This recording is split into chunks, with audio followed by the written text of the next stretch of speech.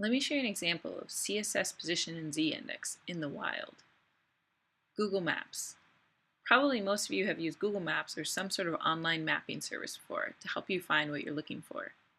And these things are just really cool. We can browse around and we can zoom in and we can zoom out and we can look for things. So since I'm in Barcelona right now, I'll look for Sagrada Familia, which is this beautiful church. This is actually HTML, CSS, and JavaScript.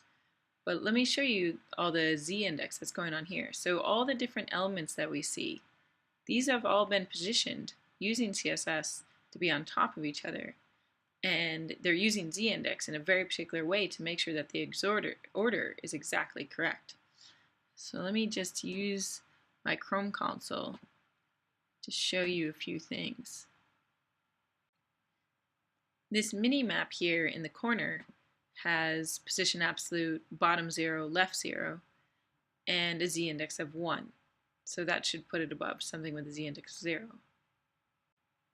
This hover card that shows up and has all these options here, it has position fixed and then a z-index of 10. So it shows up on top of a lot of things.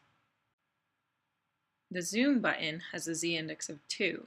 So that should mean that it ends up underneath the hover card.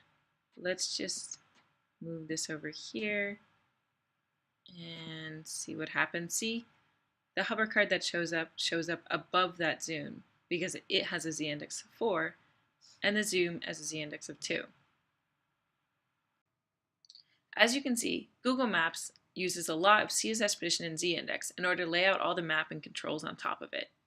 It does use a lot of other CSS and JavaScript as well, but it's pretty neat that now you can start to understand how other websites are built that look nothing like the ones that we've been showing so far. That's the power of CSS.